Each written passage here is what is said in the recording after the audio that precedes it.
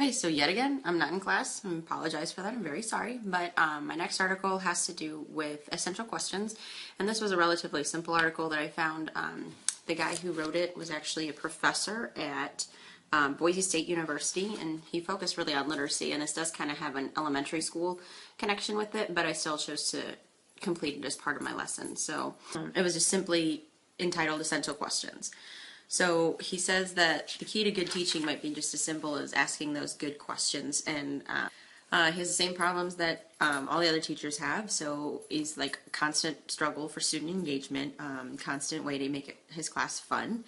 And so he said even though this is his 31st year of teaching, he can still honestly say that his classes are turbocharged because he has the essential questions and those kids really want to come and learn and fit those into their knowledge base that they already have.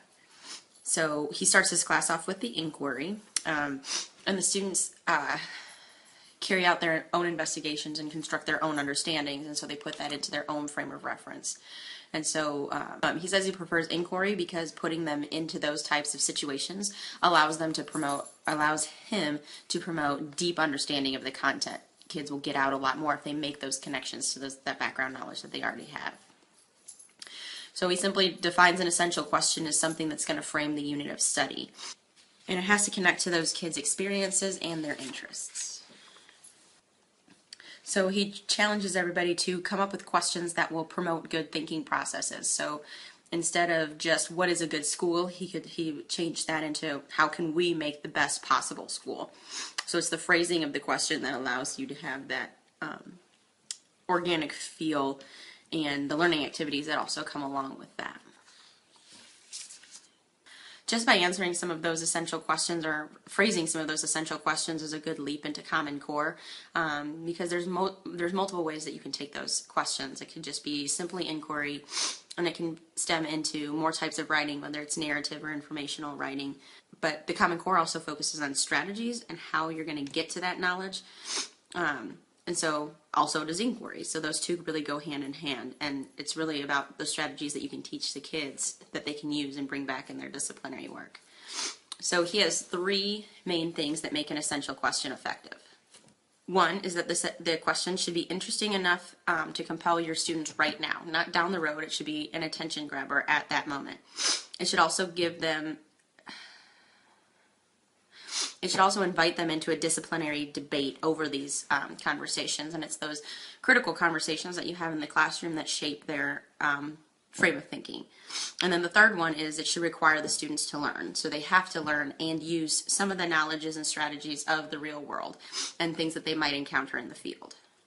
A lot of the rest of this article just kind of focused on what makes a good essential question. So he already had those three essential pieces, but then he goes on to just describe other different parts of this.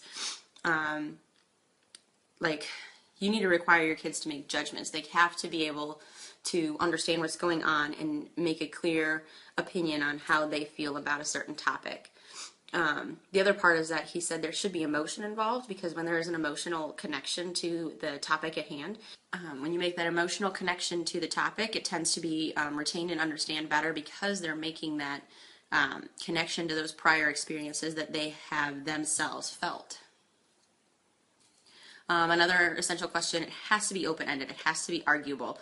They have to debate back and forth about this question. It can't be something that just has one right answer. It has to be something that can be discussed at length if necessary. Another thing that he says for essential questions is that it needs to be linked to data. And then the last one is that it has to be clear and it has to be concise. So it should be good enough to be an open-ended question that's clearly stated.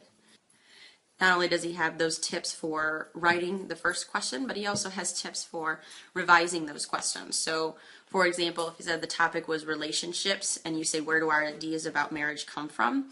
The problem with that question is that it's just simple retrieval. You can say, my idea of marriage comes from my mom, or my idea of marriage comes from my grandparents.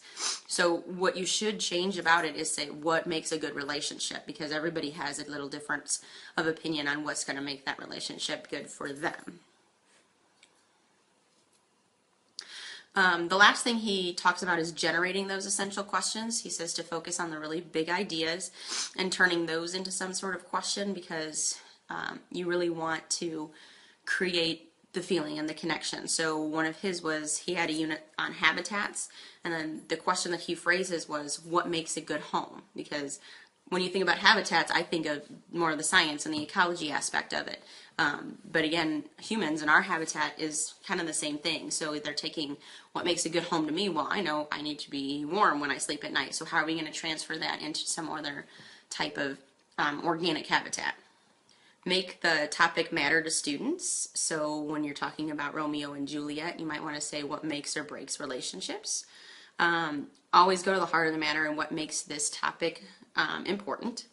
And then also look outside the school, look into the community for some of those issues, and look at how the community around you fits into something that is very similar. And then the last one, like I said, ask ethical and moral questions, because with that emotional connection, the understanding tends to be better received.